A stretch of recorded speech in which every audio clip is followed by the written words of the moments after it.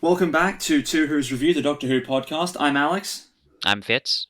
and today we're going to be looking at Dalek. But we've already lied to you. Haha. Today, there are three Who's reviewing, because we are joined for the first time in this series by a very special guest. Say hi, very special guest. Hello, I'm very special guest. That's how you'll be credited in the title of this episode. Dalek Just- 2005, featuring a just very like- special guest. Just like Beta Banner used to do. Oh boy, we can make that reference because we haven't attracted a wider audience yet. Yeah. Oh boy. Fantastic. But yes, this is our good friend Sam Sweeting. Hello. She's come to join us for this timey-wimey adventure through time and space. To the year 2012 in an underground bunker in Nevada. Oh boy. Before we get into the episode properly, Sam, why don't you tell us a little bit about your history with the show?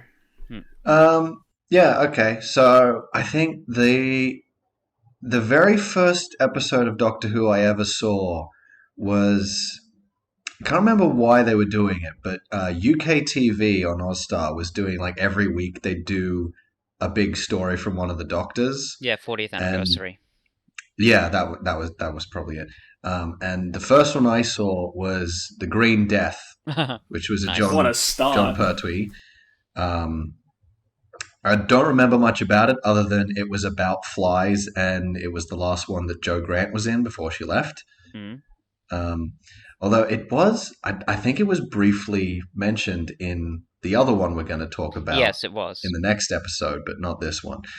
But yeah, so I watched a couple of them, and I started like looking into it more because then ABC started just like airing them from The Unearthly Child, and at like 6 p.m. So I started watching them. Largely because like my mom watched it a lot when she was a kid, so she was like, "Oh yeah, this show's great. You should check it out." And I don't remember a lot of the classic stuff that I watched because it's however long ago that was. But then obviously the revival came out. We started watching that fairly regularly, and just more or less kept up with it until it got to a point where I just didn't have the energy to keep up with it anymore, which was after the Timeless Child. But I'm sure you guys will get to that eventually. Oh, we Sure will. Oh, I'll have a lot to say about that. Whoa. Bring me back on. I have a lot to say about that as well. All right, done. Yep, we're locking that in. Try and get as many people on that episode as possible just to really roast Just it. everyone angrily yelling. Yeah, just everyone No, shouting no, over the top no of each other. coherent thoughts. Nothing. I mean, if it's already have a tendency to talk over each other a bit on this podcast, imagine getting 7 people on all at once Oh, to spout God. their Timeless Child opinions simultaneously. I feel like that's the only way to really do it justice. To be fair, that would genuinely be probably our most popular and funniest episode. Let's be very clear about that. I should have asked before we hit record, but that's fine. Do you guys have rules against saying swear words on this? Nah. Not really. I haven't previously. I don't know why. Maybe it's just because I don't think I've done a podcast before and I get nervous. But like, not really. Cuff has said fuck before, and I guess Yeah, whatever. whenever I've been angry about something, which hasn't been often, it was Yeah. mainly during Legend of the Sea Devils, but Yeah. Well, because I haven't kept up. I've only listened to the first one in Rose. Mhm. I meant to at least listen to End of the World and Unquiet Dead, but I just didn't have the time before Yeah, today. that's I might do that tonight, That's right. though. All the other stuff I want to rewatch or watch for the first time, the episodes that you're talking about before listening to you. But that's anyway, Again, let's do a quick speed round before we jump into the episode. In the first episode of this, me and Fitz did favorite and least favorite Doctors, companions, and episodes. Mm. Do you want to run us through them for you before we jump in? Favorite Doctor, probably a tie between Tennant and Davidson. Mm-hmm. Least favorite. I don't know that I necessarily have a least favorite. I would say I have doctors who had the misfortune of being the doctor during terrible eras of the show. Yeah. Like Yeah. Matt Smith and Jodie Whittaker did a good job, but the show was bad when they were in the seat. And like That's a very civil way of putting it. yeah. That is I a very guess- civil way of putting it. Unlike Fitz, who straight up said Matt Smith is a scourge on the show. Hey, Directly quoting him there. Look, I never said he was a scourge. All I said that one time was that his performance looked like he was some cosplayer at Supernova trying to do a bad impression of the 10th Doctor who got lost on the way to the car park. That's all I said. Yeah. The only other thing I could think of is, I guess Colin Baker is the classic Doctor I remember the least, but he's also definitely the one I've seen the least, so that's probably more that than anything about his tenure.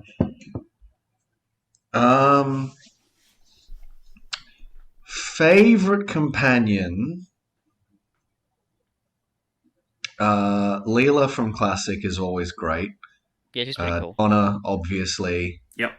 A lot of people complain about Clara, and I kind of agree, but also Jenna Coleman's really attractive, and I'm very gay, so. Worst, I really don't like Amy. Mm.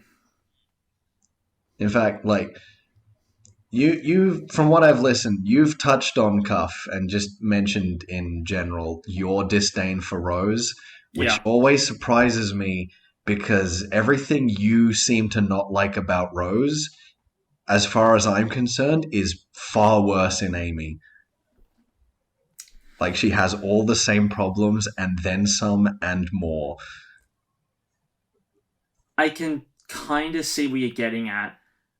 My main problems with Rose haven't really come up yet, though, so... Like, Rose really becomes awful for me in her second season, and I haven't been able to touch on any of that yet, so... See, we're going on a tangent now, but whatever. Yeah. I think Rose is fine in the first and second seasons. It's only when she comes back after leaving that I have problems with how they handle her. Yeah. But I think she's fine in the second season. She's not the best. She's not worst. She's just, yeah. I'll soon have my chance to tell all about the specifics of everything like that, but we've got about a few months before we get there. Are there any classic companions I don't like? I never liked Sarah Jane much, honestly, but part of that is bias that was instilled in me by my mum because she fucking hated Sarah Jane as well. Really? Right. Yeah. Interesting. Couldn't stand her. She was just like, oh, I hate that whiny bitch. I just wish she left earlier so we could have got Leela sooner because she was cool. I like Sarah Jane well enough. I like her. I like her a lot more. Like the older Sarah Jane in the revival era, I think. Oh yeah, with the Sarah Jane Adventures, yeah. Yeah, not even that because I haven't watched any of Sarah Jane Adventures, but just like her smaller role in other stuff. Oh yeah. That's fine. Fair enough. You want to do your least favorite stories? I really like the Five Doctors, but again, that's I had it on DVD. So I've seen it a lot, bias. Mm-hmm. It's also an anniversary special, so it kind of doesn't count. Well, yeah, well, but still. I don't know about that, but yeah, I see what you mean. In any case. I'd say it'd just be picking stuff from the modern era. Obviously, Dalek is a favorite. That's why I'm here. Mm-hmm. Hey, and we'll get to that in a minute. Mm-hmm.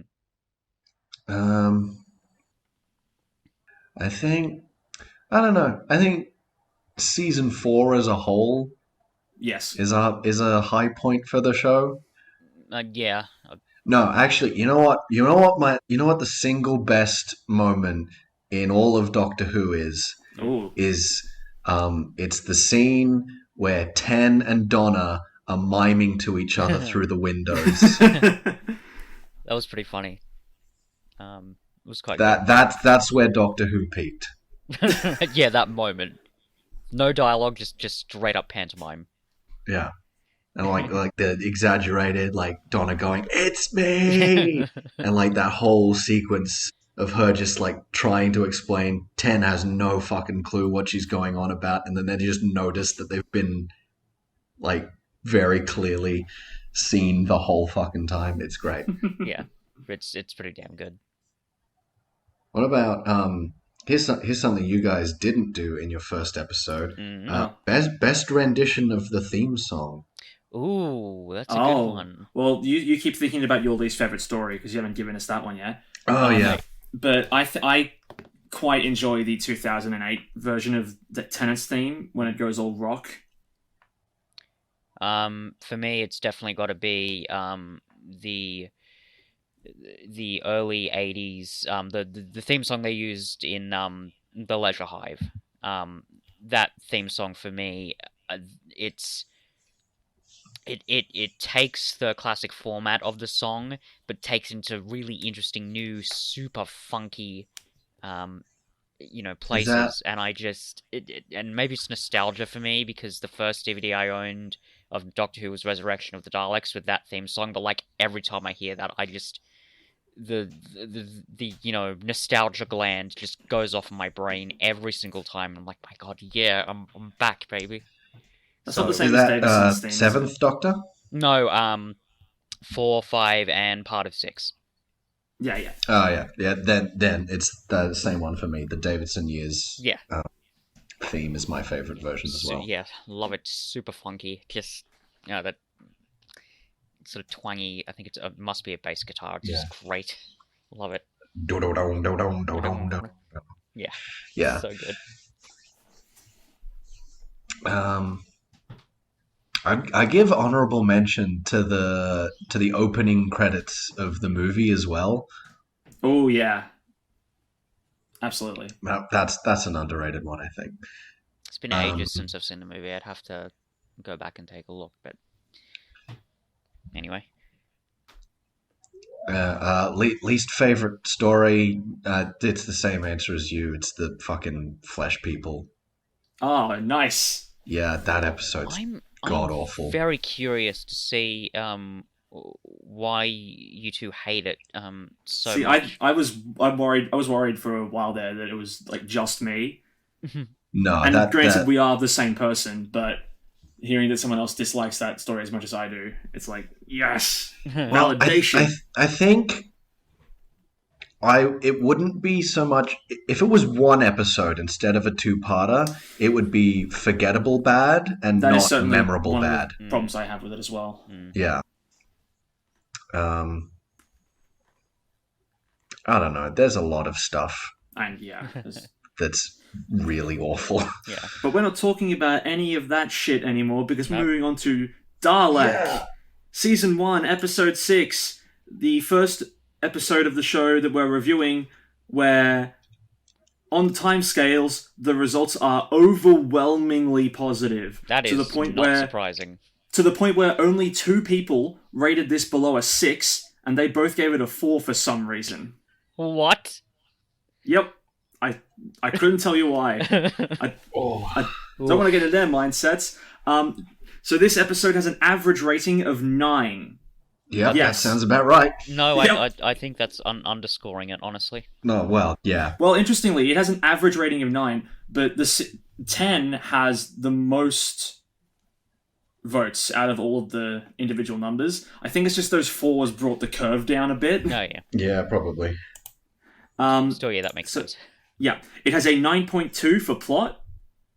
Yes. Yep. It's a simple plot. There isn't really much, it doesn't go in a crazy amount of different directions. There's not a huge amount of theme, but there doesn't have to be. It doesn't, yeah, exactly. It doesn't need to. That's the strength. They don't do too much. I kind of slightly disagree in that. Did you say that it doesn't do much with theme? I might have misheard you there. Well, there are other episodes that lean significantly heavier into their theming. This one, it's there, but it's not it's not the point of the story. I think the theme's pretty intense. I mean, we'll definitely get into it when we discuss it later. But I do think it's quite present. And there are little twists in the plot. I know what you mean with being it simple, because it's a fairly simple setup. Guys locked underground, Dalek wreaking havoc, and yada yada. But when people think about this story, they don't go, "Oh man, like I had, there was so many thematic things with that," and like I was asking myself questions all day. They mainly go, "Oh yeah, cool, Dalek did some shit." It has a 9.5 for acting. Yes. Yeah, absolutely. Maybe Chris Eccleston's best performance yet in the show. That genuinely is probably one of the best Doctor Who performances, like in a single episode, I think I've ever seen. It's probably his personal highlight. Yeah. I really can't think of any other moment where he's peaking at that level. Yeah, I mean, I'm thinking forward for the rest of the season, and like he's not.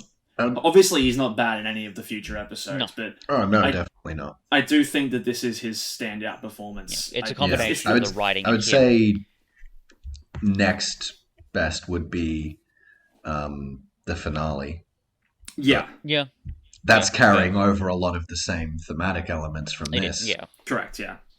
It has an 8.8 for effects. Sure. Yeah. I think it works pretty well, especially given the time. Yeah. There are only a handful of moments that really stand out, and it's usually whenever the Dalek has to be CG, like when it's flying. Like the main moment is when it blows itself up at the end. That's the only moment that looks a bit goofy, but otherwise it all holds up really well. Yeah, but like I think that's more of an aesthetic thing than anything. Sure. Like it looks intentionally kind of weird and cheesy. Yeah, I think that goes to a thing that I have with a lot of Doctor Who, including classic Doctor Who, where like they're kind of steering into the skid of the limitations of the technology, so they make these kind of deliberately cartoonish effects, whether it's classic or revival, which is really neat. I will give a small shout out though to when the Dalek is firing its gun at people and they're dying, that really weird sort of negative image effect. That looks really cool. Like even today, like I thought, oh, that looks so wonderfully icky and just, I don't know, tactile, I guess. I really like that. So yeah, just want to give a shout out. Yeah, and because in the classic, it's always been like you get hit, you just see that flash of everything goes negative. But now, like, oh, pardon me, didn't finish your point. Just now, like you've like layered more onto it. It's got that whole green, and you see the skeleton and everything. It's very cool. It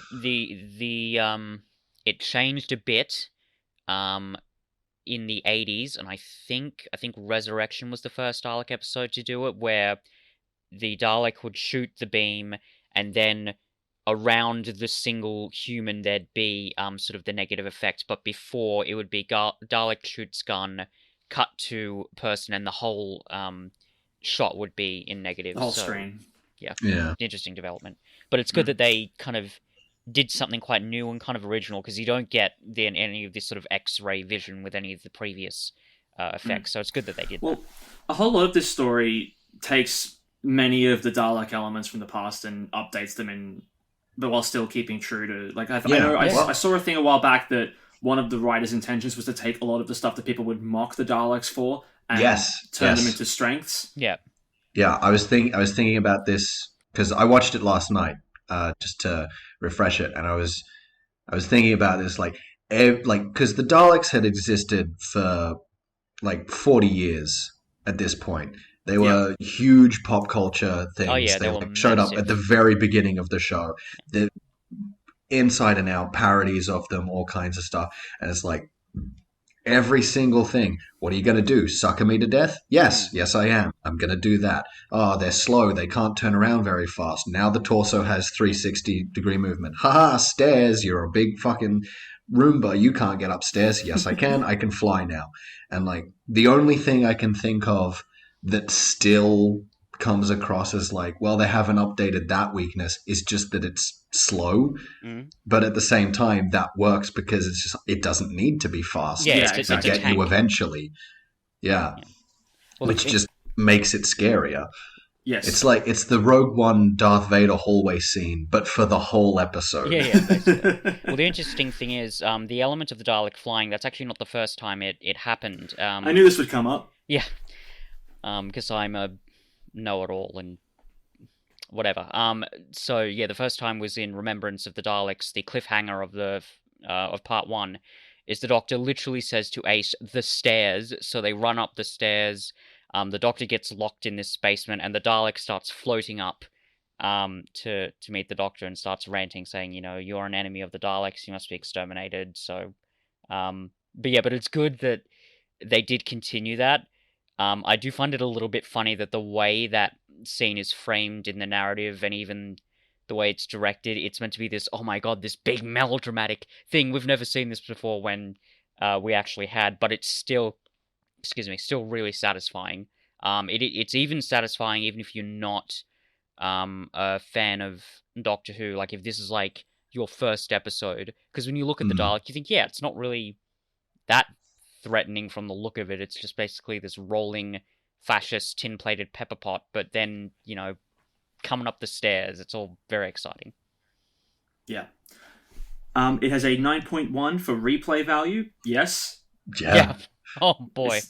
You could watch this countless times and never once get bored of it. I watched it twice in the last few days. It was better the second time I watched it.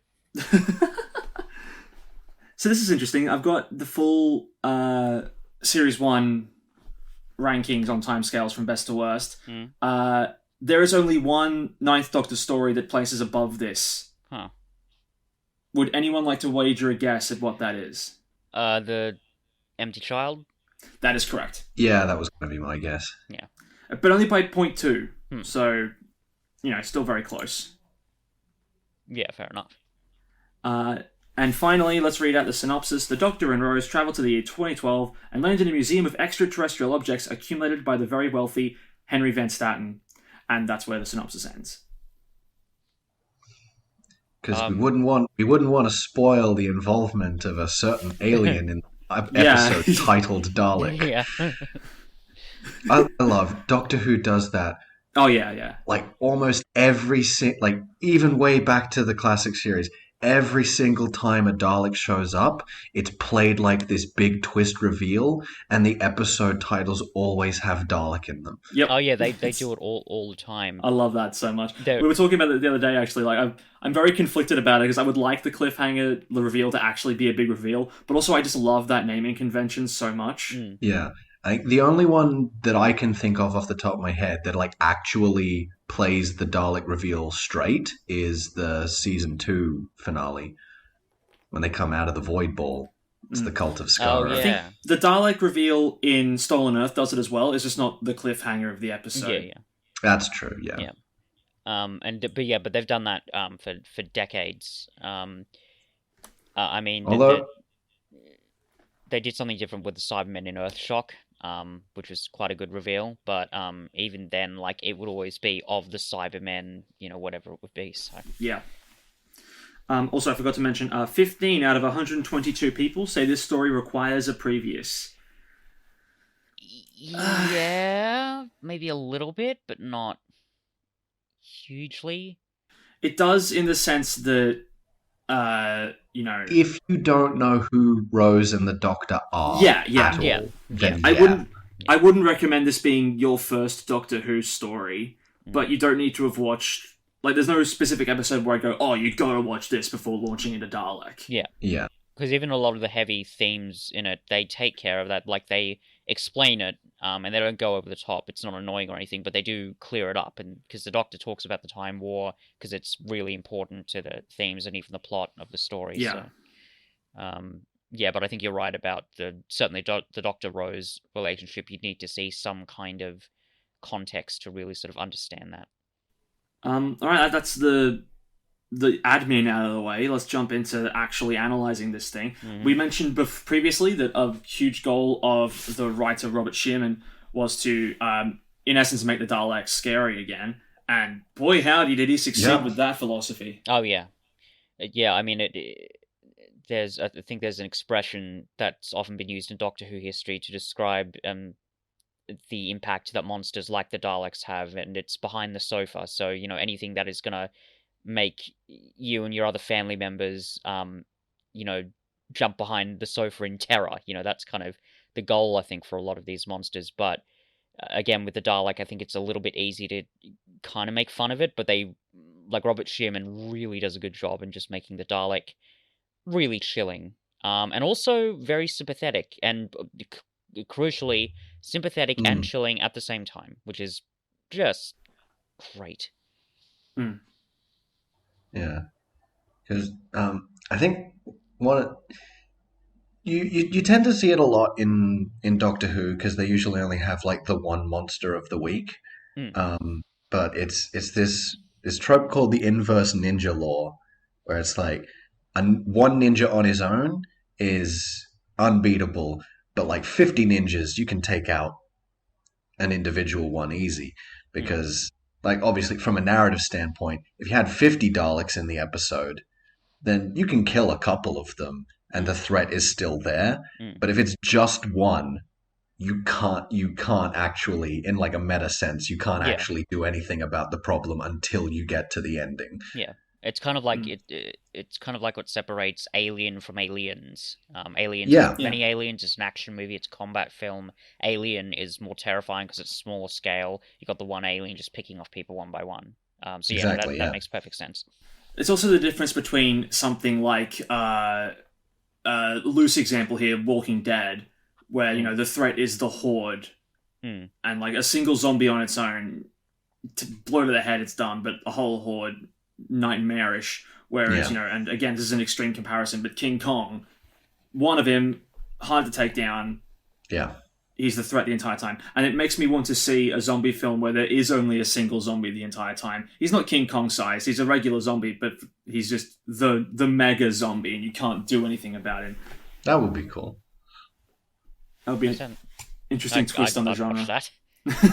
But yeah, this I suppose we're already talking about it, making the Dalek a sympathetic-ish creature in this story.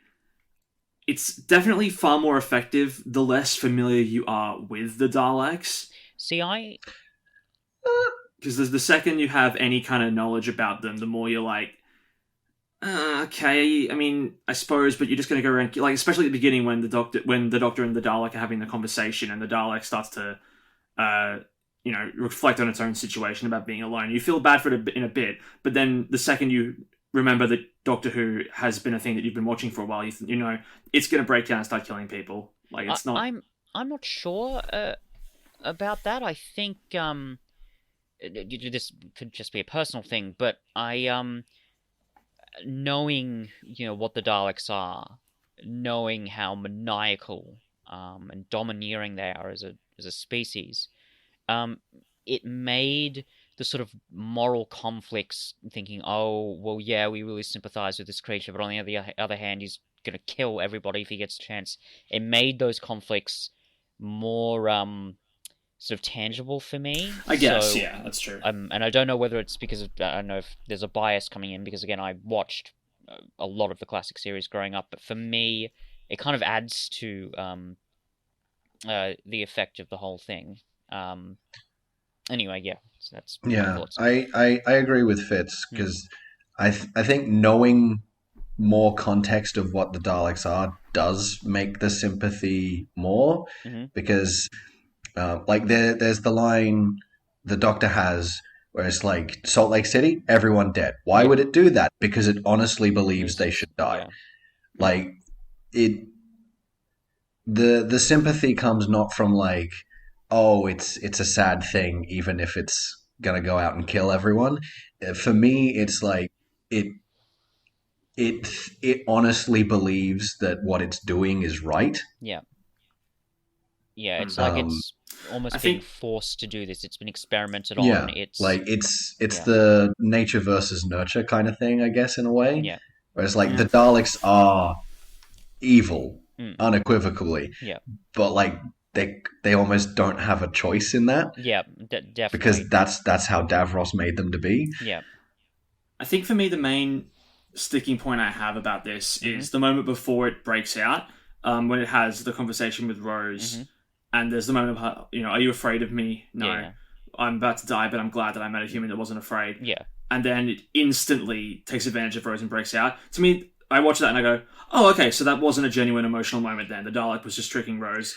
That scene I means don't. nothing. I don't think it was a trick though. Neither do I. I think that's the. I think like Rose initiates the touch, and it just gets more powerful from that.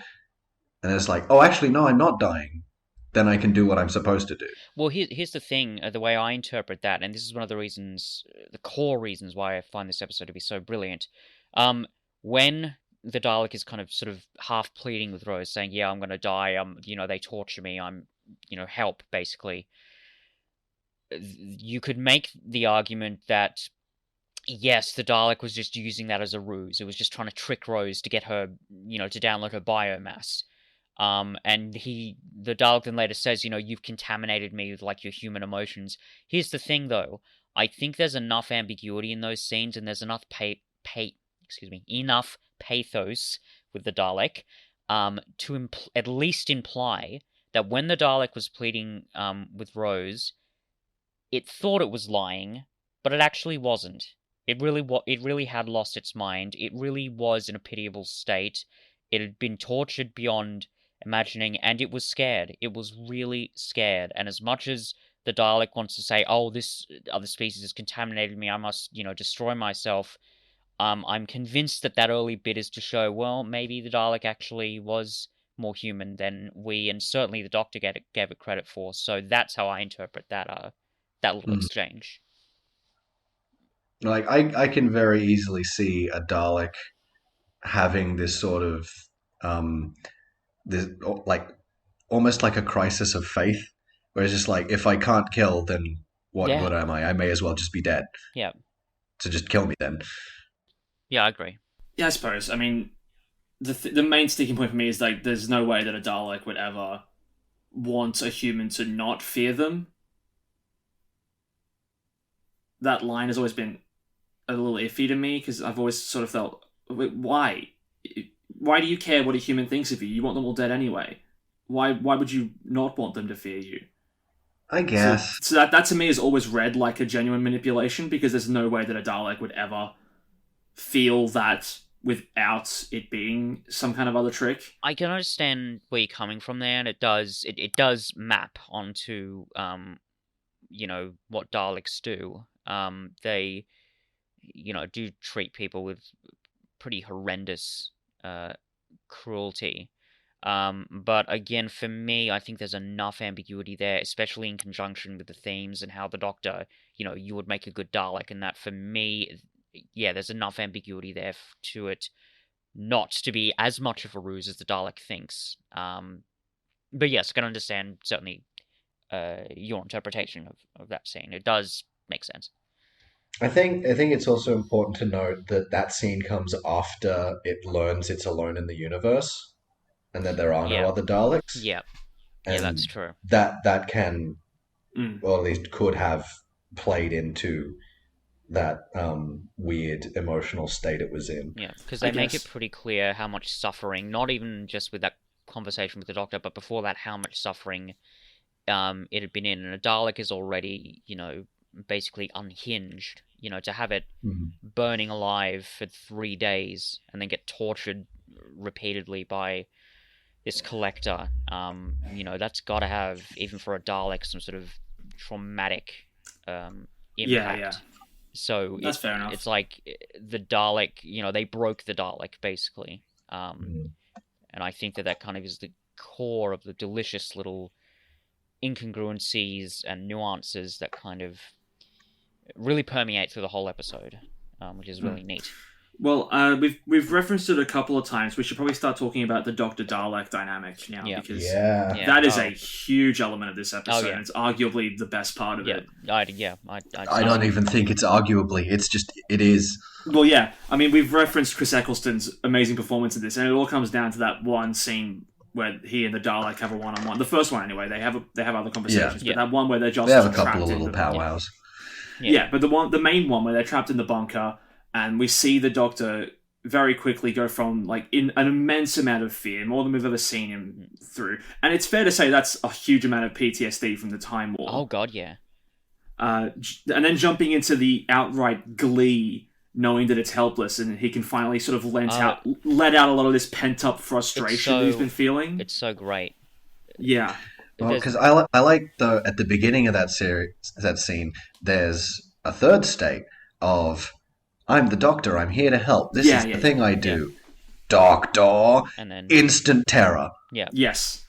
And then when he realizes it's all helpless, fucked up and old and helpless, he's like, haha, fuck you. It's so brilliant. The performance there, it's part of the writing, but definitely I think mainly with Chris Eccleston's performance, because the bit where he's laughing, again, this is why I say it was better on the second watch, because I actually realized, wow, this is actually really uncomfortable. He's getting a genuine sociopathic, sadistic glee out of watching this thing that he hates so much, helpless, and it's like, that's really uncomfortable, but like in a good way. It's like, wow, the doctor, he really has seen some shit. Like he's been through so much, and he's just taking out this frustration, and it's, I think, one of the really great parts of Eccleston's characterization of him.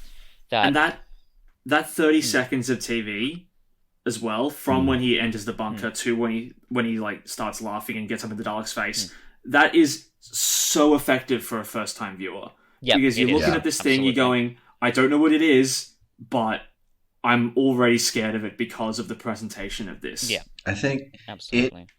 It reminds me of the scene in End of Time Part 2, where he gives the gun back to Wilf and he says, yes, no, I can't, I would never. And then as soon as he hears the Time Lords are coming back, he's like, give me the gun. And just seeing him have that reaction to go from that, like, I have these morals, these principles. I can't do it. I'm like in the case of the Dalek, it's I'm here to help. No matter what, you're in trouble. I'm here to help you. Oh, it's a Dalek. Fuck, that changes everything. And then in End of Time, it's no, I can't kill. That's against my rules. Oh, it's the Time Lords. Fuck, I'll kill all of them if I have to. Yeah, and I'll do it again. Done it before, I'll do it again. There's another actually little bit later on when he's looking for a new weapon, and he picks up this gun and he says, I can't remember what he says, but he's basically like, oh yeah, doesn't he say rock and roll or something? Anyway, but he's really excited to get this gun, and that's such a shock, because we know that the Doctor is meant to be a pacifist. There's a bit in Remembrance of the Daleks when he basically takes this baseball bat, puts it inside this machine called the Hand of Omega, and it basically becomes like an electronic shock bat, and Ace uses it to beat the shit out of a Dalek, and it's so funny.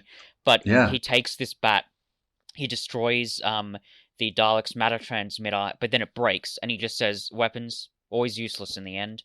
So to see that subverted here works really well, but it's not... Like, it really does work because we know the context, we know the trauma the Doctor is experiencing at that point, and it's really uncomfortable to see him gleefully take up this weapon, but it makes so much sense. It all works, which is just... gotta love it. Which is why it's so much more effective when at the end he drops the gun and he's like, I couldn't, I wouldn't. Yeah. I'm sorry. Absolutely. And that plays into one of the central themes of this story. You would make a good Dalek. Yeah, which is just, it's so clever. Isn't it so much better here than when they try and do the same thing, like what, in Into the Dalek? Into absolutely. The Dalek, yeah. It almost means nothing then because we've had no time to get to know that Doctor. Exactly. So we can't say. I this is just with my sort of lack of experience with the Moffat era for various personal reasons, which Cuff and I have touched on. But I don't remember a lot about that episode, but that would not surprise me if they kind of failed to stick the landing with... Well, yeah, because the context of it is... They almost do it right, but then they basically re-quote that line verbatim from this story, and it doesn't work. Almost. Because, like, Ouch. But basically, they go into a Dalek's head and reprogram it to target other Daleks. and thereby make a good Dalek. But from a Dalek's perspective, a Dalek that kills other Daleks is a bad Dalek. So he says, no, I'm a bad Dalek. You, Doctor, you would be a good Dalek because you like killing us. You hate us. Remember that episode from like 8 seasons ago? Remember that? Yeah. Yeah, that's unfortunate. Yeah, Very but it is unfortunate. extremely effective here, Oh, especially after, because we get Eccleston going even more unhinged than previously, where he's screaming at this Dalek on the kill monitor. yourself. Why don't you Why just don't you just die? There's spittle coming out of his mouth. Like he's literally frothing at the mouth at the opportunity of getting to kill this thing. Yeah. And again, I think it is hugely because of where we are in the Doctor's life at this point. The Time War is still a very fresh experience, and he's been having to, for a while anyway, he's had to internalize. I just choked on my own.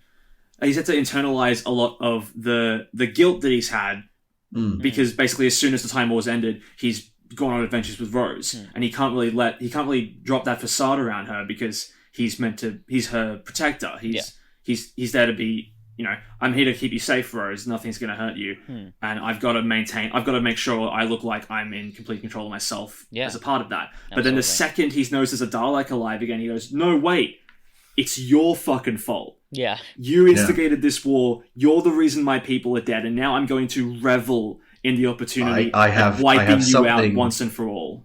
I have something physical in front of me that I can point to and say, that's the problem, not me. Yeah. And that's the brilliant part and why the parallel works, because that, pointing at the other and saying that's the problem, that is such a Dalek attitude that it's really not even funny. It's so, just kind of perfect how it all just kind of meshes together. Yeah, I don't know. Okay, so, and in the end, right, when the Dalek realizes it's been, contaminated by Rose's biomass, that was very effective for me as a form of characterization, and also very consistent, because the Daleks, even with themselves, and you see this in the Daleks in Manhattan and other, even some classic series episodes, they will have civil wars within their own factions. So again, to take it back to Remembrance of the Daleks, the big conflict between the Daleks in that episode is there's two Dalek factions. One are basically pure Daleks, they're just the Daleks inside the machines, but the other Daleks are Daleks with cybernetic enhancements, and as Ace says, one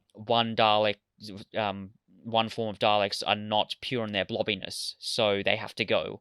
So it's good to see the fact that Robert Shearman understands a lot of the context for these sorts of pretty weighty themes, and that he's willing to kind of push it and just take it to intense places here.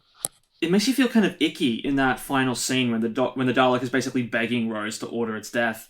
Like, the Dalek doesn't outright say this, but the context of it is obviously, I am not a Dalek anymore, and therefore I must die. Because I'm not pure. And that, like, at a gut feeling, that is just so disgusting. It is. And it works so well.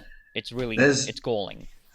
This is going to seem like a weird tangent, but there's the first major story arc in Ben 10 Alien Force. You're right. This is a weird tangent. That's right. Well, we're going down. We're gonna tie it together, and we're gonna make it make sense. But I do it all the time, Sam. Don't worry. So so it's these alien invaders called the Hybrid. And initially they're like, oh, we're the pure race. We are the best species. Every other species must either be like subservient or wiped out, basically. And in that final conflict with them, one of like the guy who made the Omnitrix, Azimuth, shows up and he's like, oh, shut up. That's not it. It's not about racial purity. It's your obsession with racial purity caused inbreeding and sterility, and now your species is dying, and you just want to take everyone out with you. And so Ben uses the Omnitrix to like infuse their DNA with species from the entire galaxy to like cure them of all their diseases and sterility and everything. And they're like, "What have you done to us? Now we have to go commit ritual suicide." Oh God. Um, Hmm. but then, thankfully, there's another hybrid character that Ben had like a one-on-one, we have to work together to survive episode with, and he shows up and he's like, "No, no, no, it's cool. I learned to live with it. You can too." So it doesn't go quite to as dark a place as the Daleks do, but there are a lot of parallels there. Yeah. Mm-hmm. Yeah, that makes sense. Yeah, I mean, it's just we've been talking a lot about the thematic nature of this episode, but it is just also a lot of there's a lot of morbid fun in watching the Dalek just mow down Oh yeah, countless the amount of spectacle. people. Robert Sherman knows how to mine it, and he understands that a part of Doctor Who, regardless of whatever era it's in, it's a spectacle. It's seeing, people in monster costumes running around destroying people. It's a core, you're sort of pressing the button on the reptile part of your brain that you just kind of really enjoy. well, Which is it's like quite cool. it's like what we were saying earlier about making the Daleks scary. It is. It is. It's turning it into this impossible force of like throwing all these like. And incidentally, I love the way this episode presents Americans. Like it's such a English idea of what Americans are. It's just so silly. They're like, go go go go! We got our AK-47s. It's not working. And then it just Americans get it worse. kills them all. I think one of the favorite things about that hallway scene where the torso first spins around is that it keeps spinning back and forth between the two sides instead of doing one and then the other. Almost like it's like I don't even need to do this efficiently. I can turn around at my leisure, kill you all. Your bullets aren't even getting through. Isn't there a story about when crossbows were first invented and the British refused to use them because they stick with bow and arrow because they were like, well, that's cheating, that's ungentlemanly. This is the proper way to kill someone with an arrow. It's that kind of thing. And I also just like, especially with that hallway scene, the presentation of a lot of this. Obviously, we see it kill a few people, but then we cut back to the Doctor and Van Staten, and we don't see the Dalek finish everyone off, but we hear the gunfire slowly subside. Oh, and that was great. That's so much more effective than just not a seeing scratch it on pick it. off Do you everyone. hear me? No, no one hears you. They're all dead. Yep.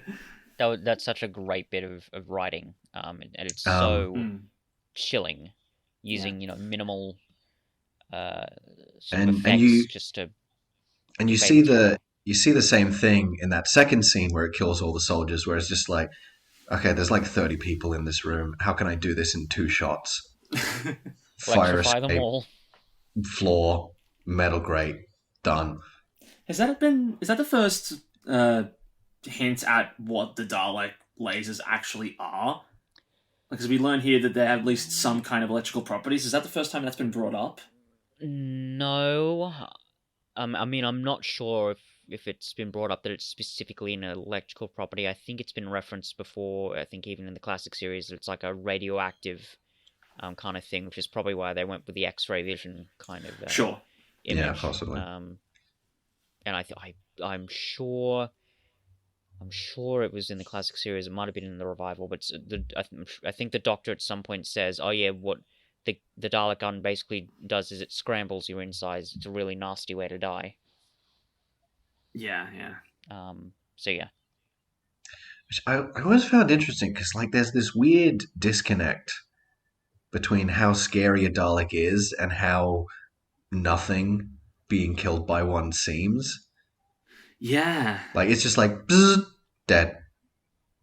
Well, it's different. And like you'll hear them like scream as they die, but that's kind of it. Well, not always. Like sometimes they'll just collapse, and sometimes there'll be a big scream. Sometimes they'll be flung back across the room.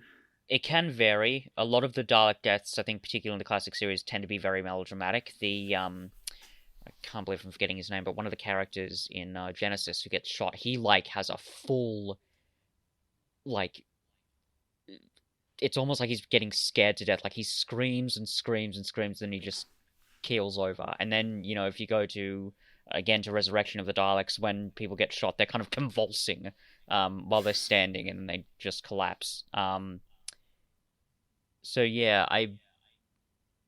but it wouldn't surprise me if there were bits where, again, even in the classic series, it was just bam, shot, you're dead. So, It's like, yeah. and it pains me to mention the franchise, but it reminds me of Avada Kedavra in Harry Potter, where it's like it's the worst. I know it's this the worst was thing. big of you. It's like it's the worst spell. It just kills people outright. But like that's all it does. It effectively it just like it doesn't kill you by like blowing your arms off or anything. It just stops you living. Yeah. It reminds me of I don't know how many of our listeners listen to Sandspence Radio, but there's a bit that they do when they're talking about the unforgivable curses, and I think it's Dusha who goes, killing people, yes, it's terrible. Torturing people, yes, it's terrible. Controlling people's bodies, yeah, bad, but not as bad as the other two. And then they go on a big riff about, what if I just... And then, like, in the other two hosts of the podcast, trying to, like, say, what are you talking about? Say, what if I was like, Imperio, eat that clock? And then they go on like a ridiculous 5-minute riff about, oh, it hurts so much. This isn't as bad. What are you talking about? So the framing device of this episode, being an alien museum, it's a really interesting one, and it's not one that is very important to the story. I mean, it's mainly there as a way of being, well, they're isolated, and also they've got alien weapons that can kill a Dalek. But it's a nice way of setting up Henry Van Statten's character. Yeah. I also like, before we move on to him and other characters, I do like that the episode opens with the Doctor seeing the Cyberman head. Yeah. Yeah. He's like, oh, old memories. Haven't seen one of those guys in a while. I'm feeling nostalgic, knowing what's about to come up. Yeah. That's a nice little bit of foreshadowing. I enjoy that. Well, here's the thing. I think it actually does a bit with theme, because this idea of the Doctor desperately wanting to hold on to the past, as if his life, his memories, he wished, he could just put them all in a museum, because, his entire species has been destroyed, and seeing kind of the contrast between nostalgia versus sort of trauma, I think is kind of set up with this idea of a museum, because it's a place to preserve things. I don't know, maybe that's just my interpretation of it, but I find it thematically kind of interesting. So yeah. This is another tangent. Do you think that Slitheen arm came from one of the ones that got blown up in Downing Street somehow? It's feasible, and I think that if Van Statten is that rich, he very likely could have gone to a black market somewhere where they were selling off bits of alien that survived being obliterated by the Doctor. That wouldn't surprise me. Yeah, that's another very mid-2000s thing that's in this show. Yeah. Like, this guy owns the internet. All right, then show me the internet, that OIT crowd bit. Yeah. Where they've got the black box. I do like, though, that they have that line where Rose is like, you can't own the internet. And he's like, yeah, let's make sure everyone keeps thinking that. As if it's like, it's a secret that only his inner circle know, or like the government higher ups, and the average Joe is just like, yeah, internet is free for everyone. No one owns it. You can't own it. But actually, Mr. Rich Man who lives in America does. Net neutrality is a myth. Yeah. But yeah, I think Van Statten is, he's a caricature, certainly. Yeah. Well, yeah, it's like I was saying. It's a British person's idea of an American. Yes, but like I love that I love him for being that. I don't think if they had tried to give him any kind of redemptive arc, I think it would have been lesser for it. I think just having him be big capitalist man who's clearly got an alien fascination. I think that's just an interesting character on its own. Yeah. The extent of the extent of his character, like development over the course of the episode is I want to keep my thing to I don't want my thing to kill me. Yeah. So that's the only reason I'm changing my stance on this issue. But it all still works though, and I love that little exchange where the Doctor says, you know, humankind is meant to go out and explore the stars, and Ben sounds like, yeah, but that's what I'm doing. I want to explore the stars. I want to, you know, discover all these things. And the Doctor says, no, you want to pull the stars down to Earth and hide them under sand and dirt. That's all you want to do. That's not proper curiosity and exploration. And I just, God, I love little bits of dialogue like that, and I just sit back and think, God, am I ever going to be able to write anything that's half that good? It makes me wonder how open to the public this museum is. Like, is it a proper museum, or is it just a wing in this facility where he can just admire all his shit? Yeah, no, it's absolutely that. There's no public. Yeah, maybe it's. I doubt the public even knows about it. A colloquial expression There you go. when he says it's a museum, like it's just like a pet name for his store. It's like when rich people have like massive garages full of like cars vintage cars that they never own, or when they've got like private zoos and stuff like that. They're not open to the public. It's just I'm rich and I can afford all these things and I want them to look nice.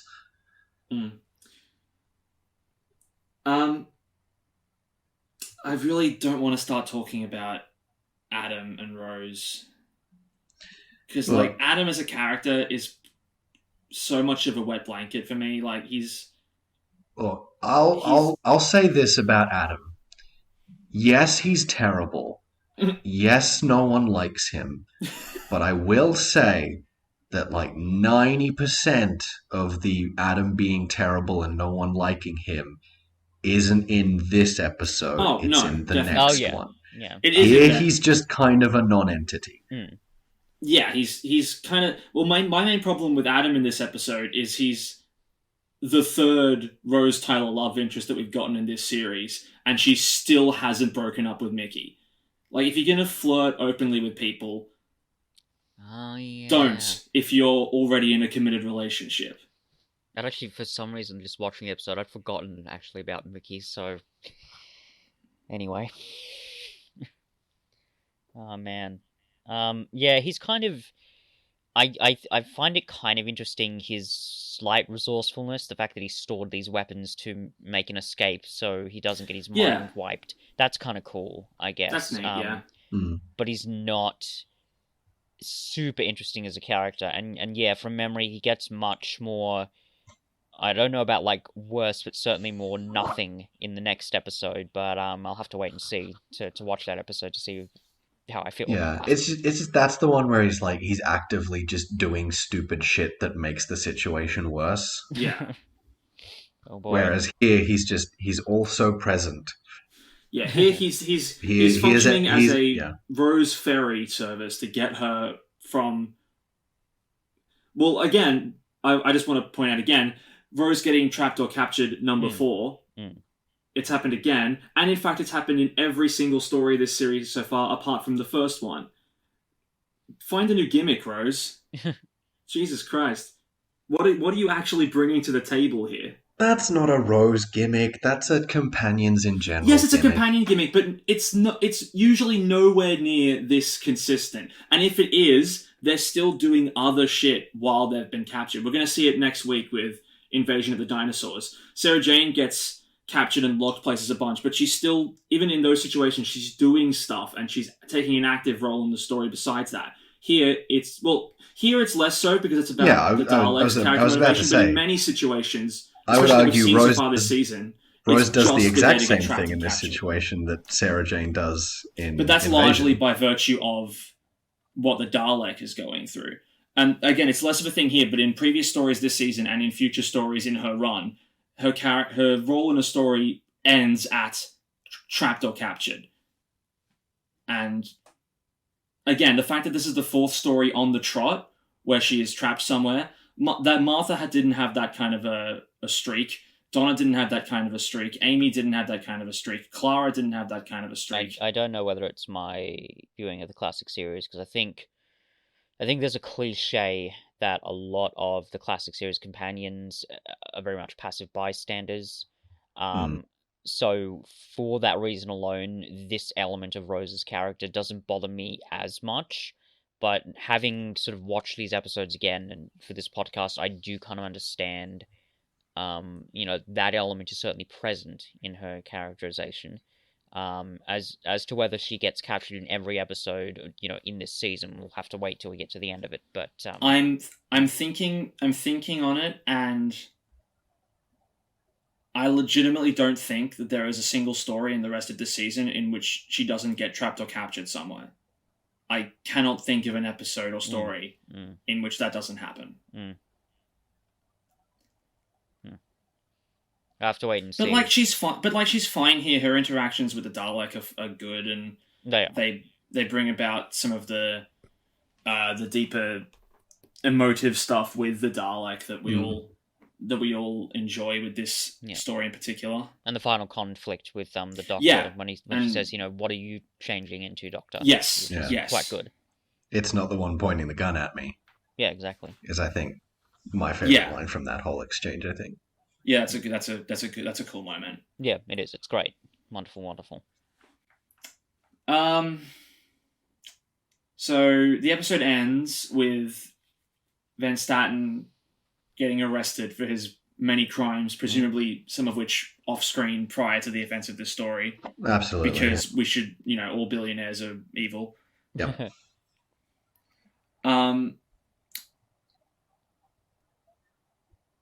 They mentioned that the place is going to get filled with cement. I would have thought maybe UNIT would have come along and confiscated a bunch of the stuff rather than just clogging it up. But like it's a throwaway line, so who cares? Yeah. Do we know? We don't know that UNIT exists at this point, though, do we? We do, because it's 2012 and Kate Stewart's around in 2012. And I meant in like the meta sense of they haven't shown up in the show yet. They were in previous episode. Aliens of London. Oh, they are? Yeah. Okay. Maybe they just don't give a shit about America. Maybe it's because I doubt it because they're meant to be like United Nations sort of thing, but maybe it's because this bunker is so kind of secret. It's so secret. Yeah, it is. Like we were saying, not even billionaires' private collection. That's a true point. Yeah. And the episode ends with the worst thing imaginable. Adam gets invited on the TARDIS. For one episode. But that's in the next episode, and I don't have to talk about that one. Again, that's a YouTube problem. It is, but here's my problem with it. The only reason he gets invited on is because Rose fancies him, which brings back to the main issue I have with Rose this season. It's the fact that she's not a good role model. If you're already in a relationship, don't do that shit. I'm perhaps we've discussed this before, Cuff. Not on this podcast, but that element, I don't know if it super bothers me, but I can kind of understand why it would bother you, because, like, yeah, that's all I have to say on the topic for the minute. Well, it's a balance between Doctor Who being a kids show and then being just a show for the general public, where it's like you want to write your characters so they're not beacons of moral virtue, because that's not interesting. You want to have them be flawed. But at the same time, it's a kids show, and your protagonists of a kids show are going to be characters that the kids are going to be looking up to and emulating. Yeah, and a lot of this behavior, I don't think is good. No, I think that and there've been other protagonists moments where I've been shocked by some of the things that they've had in Doctor Who. I mean, like the Sea Devils, for example, the bitterness of that ending. I don't think that's actually quite worn off yet. So, yeah. Because, like, say what you will, I know Sam, you mentioned earlier that a lot of the stuff that I dislike about Rose is far more pronounced with Amy. But at least when Amy was showing infidelity, the show actually acknowledged it's a bad thing immediately. And they didn't take a season or two to correct that. Like, Amy comes onto the Doctor, and the Doctor is immediately like, no, bad, we're getting Rory in, we're going to fix this right now. With Rose, he allows her to treat Mickey poorly for another season until it's even remotely addressed. I do feel sorry for Mickey's character, because he does get bullied a lot, especially by the Doctor. But for little reason. Yeah, for not really any good reason, which is unfortunate. And that even they maintain that, I think, even with Tennant's Doctor, which doesn't make a whole lot of sense because Tennant is a much more convivial Doctor, I think, than Chris Eccleston ever was. I think, I, like he does still do it. I think with Tennant, the tone, at least to me, seems more like It's more playful. yeah, Yeah, it's that's true. good. It's That's true. good natured ribbing Yeah. between maybe not friends yet necessarily, Yeah. but at least casual Well, acquaintances. because like by the previous episode, Mickey and the Doctor have at least reconciled on some things, and Yeah, then the next time they interact is in Boomtown, and they're not hostile towards each other there. Like they've clearly Mm. worked through a lot because of the issues from earlier in the season, but they're not Hmm. good mates yet. Yeah. I'm not misremembering. He does offer Mickey to come along in the last episode, Yes. doesn't he? Yeah, Yeah. he offers Yes. Mickey a spot on the TARDIS, and Mickey's like, "Oh, I don't think I could handle that." And then, in order to let Mickey save face, the Doctor puts on a big act and goes, "Nah, Mickey's not allowed on the TARDIS. Sorry, Yeah. bro, it's not happening." Yeah, that's true. That's true. But yeah. But that's about where this story wraps up. If either of you can think of anything else to say about it, it's interesting because we've had longer discussions about episodes in the past, and you'd think with this story being so good there'd be a lot to discuss, but we've kind of covered it all. It's not really a story that needs to do a lot to be good. I think. Well, yeah, like we were saying, its simplicity is one of its strengths. Yeah, absolutely. Yeah. The simple premise, it's very tense for that reason. You know, they're trapped here with this killing machine that is just gonna wipe them all out, and it gets very intense. It really does, and I think they balance that tension very, very well. I'll mention. I do find it interesting, and it's a very, very, very minor thing. But early in the episode, Van Statten throws out "intruder window," and it's clearly meant to be there to paint him as like a. It's clearly there to make him be like it's clearly a bad joke, and it's meant to paint him as like this up himself character who thinks he's hilarious. Yeah. But it's just funny to me that 3 seasons later, David Tennant is also going to be saying "intruder window," and it's going to be funny. But, really? Does he say that? Yeah, he says it to the Sontarans. Yeah, but that's the funny. delivery, though. I don't know how It is the deliberate that delivery, was, yeah. but Yeah. that's quite funny. And I think it's weird, but that line, which I do quite like, I think it goes back to what you said about how this is how people in the UK view Americans, because that's a very sort of snazzy one-liner sort of line. Yeah, like, hey, I'm the cool guy. Intruder window. And it makes it Get it? It's a joke. Everybody laugh because I pay you. And it's a very a cartoonish version of American sort of action heroes, but the way it's framed in the narrative, it shows them to be really kind of arrogant, and it's just very funny. Yeah. Something we didn't mention with Van Statten, his fate, where he sort of suffers the same ending that he's caused a lot of his employers to for no reason. It's a small thing, but it's nice. Yeah, it's a nice little. Yeah, it is. It's satisfying just hearing Goddard saying, "Throw him out." You know, somewhere San Diego or Seattle, somewhere San beginning Francisco, with S. something with an S. Yeah. I will say the only other thing I can think is that I like seeing Diana Goddard, even though she's kind of a nothing character, just because the actress played a minor recurring villain in Stargate SG-1. Oh, okay. I like really? that show, and I like being reminded of it. Huh. Yeah, she's sorry, she's one of the Gould for a little bit.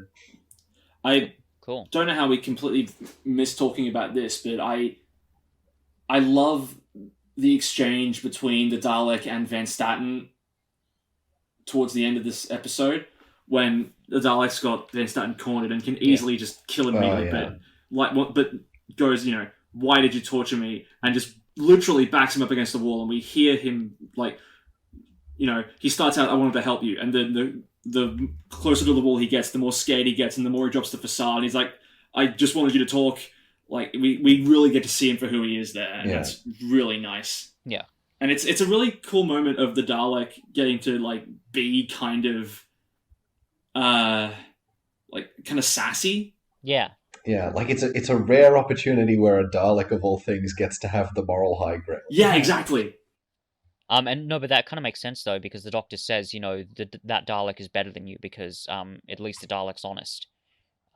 Which is a wonderful contrast, showing the different shades of evil, I guess you could say, because there's like the honest evil, the Dalek, versus the kind of corrupt, deceitful evil of, American capitalism, which, let's be honest, Yeah. that's basically what Van Staten represents. Yeah. Which is very funny.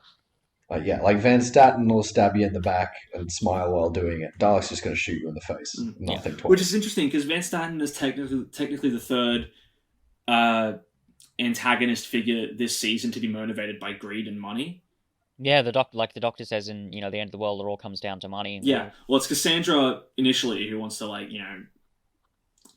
I forget what the specifics of her plan were, but it was either shares in the other's companies or like hold them hostage for cash. Fucking stocks or real estate shit. And then in World War III, the Slovene plans to blow up the Earth with nuclear weaponry, then sell the chunks of chunks of it off for the raw materials. Yeah, and I think this isn't the last time this season that capitalism is going to be a driving force for a villain, but that's unsurprising. What's the Simon Pegg Slugs deal? Is that also greed and capitalism? I think it might be. Like, I remember so little about that episode. What episode we rewatch is this? It. Long Game. Next next episode we're going to talk about. The Jagrafest. I think it probably is because it's about a TV studio or something. So that's a bit later on. I thought because he's called the editor. I thought that okay. Yeah, well, I think. They still do TV stuff. But I think in Long Game, it's when it's in the finale that it's like all the reality. Yeah, I think in Long Game it's more about just pure, information and news. Yeah, it's like what news. You tell the public. Yeah. Whereas in Bad Wolf, it is strictly a reality TV commentary. Yeah. Yeah, that makes sense. But I think we've reached a consensus here. We've thoroughly discussed this story. I think so. I'd hope so. And now it's time to give it our ratings. Fitz, you want to go first? Yeah, I'll come right out and say this is a 10. Absolute 10 for me. Sam? 10. I'm gonna pop it at a 9. I'm gonna be the contrarian here. Look, it's literally just because of how all the iffy Rose stuff that the problems that I have with there and how she's characterized. As I said, it may not bother me as much, but I think it is certainly understandable because it's when you sort of stop and think, it's like, yeah, that's not great. It's not great. So I think that's understandable. Yeah, but if it weren't for that, it'd be an easy 10. And I think Fitz, when we were talking about Unquiet Dead, you mentioned something like you were watching it going, is this when Revive 2 really kicked off? Like, is this when the show finally becomes like this amazing thing? No. It's now. Yeah, no, absolutely. Yeah. I was watching this. I was thinking, I remember,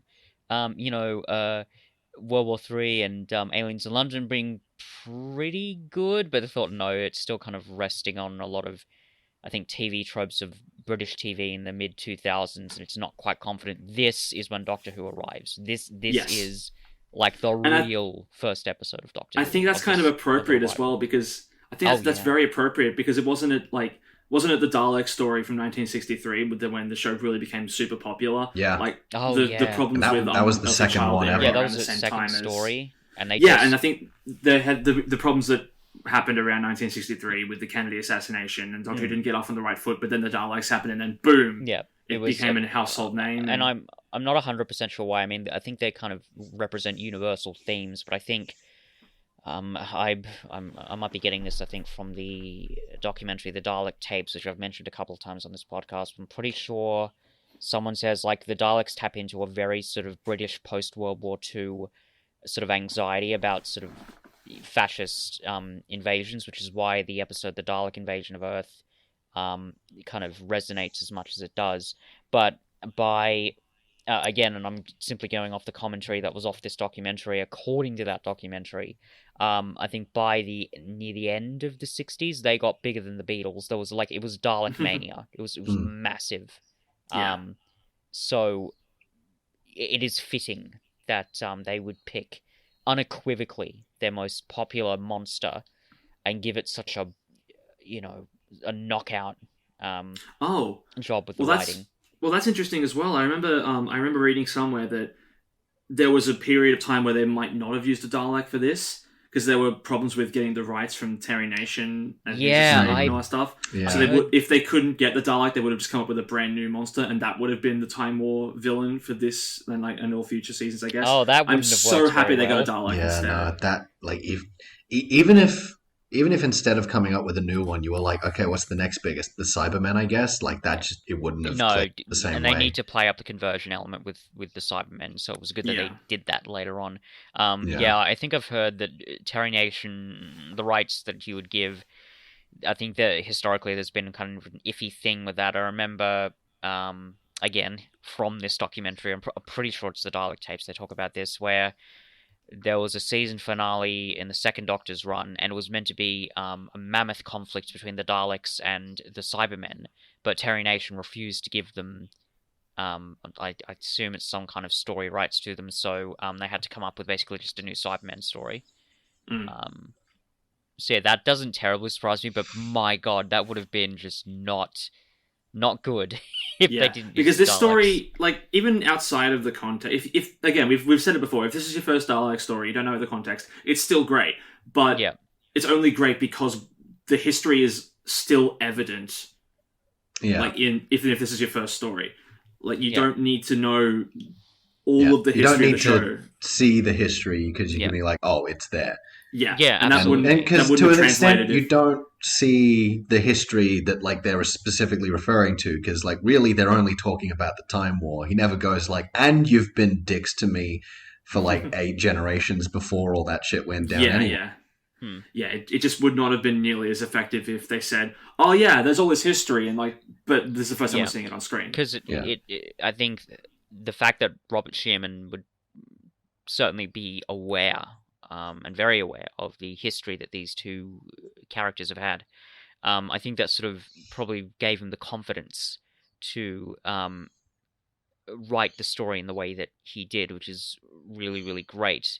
One other final thing I will mention, though, that I really like is the contrast between what the Doctor is like here versus who he used to be. And I did touch on this before with him finding the gun. It's like, oh yeah, I've got a gun, and I'm going to kill this thing.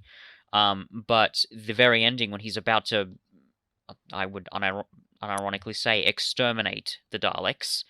That's a wonderful contrast to me to the ending of Genesis of the Daleks, when he's like, do I have the right to exterminate this species? Really? I know the Time Lords have asked me to do it, and I get that they're a major threat, but, should I really do it? So it's good to kind of see the Doctor, in a way, come full circle, because he goes from, okay, let's preserve, the sanctity of sentient life, to, oh no, we're going to wipe this species out, to, oh, actually, maybe this whole semi-pacifist thing that I've got going on, maybe there is a point to that. So I like the fact that it thematically comes full circle. Although having said that, I mainly say that because, again, I'm a fan of the classic series, and I know how this sort of thing goes. But yeah, I just wanted to bring that up because I really like it.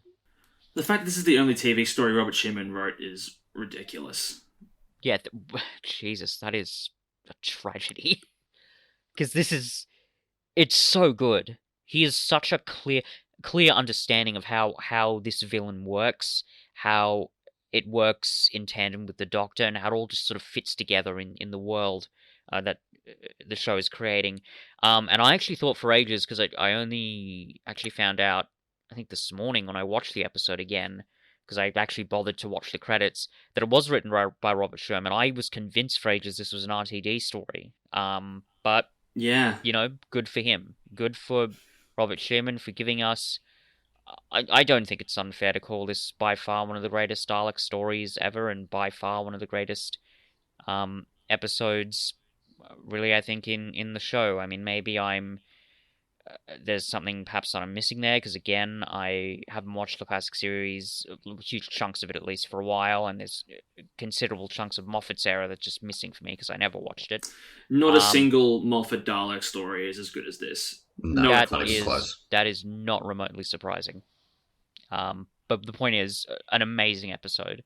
And I understand, Cuff, why you say that maybe this isn't like the best sort of beginner's guide episode to show a fan, but I feel like it's still utterly essential viewing. 100%.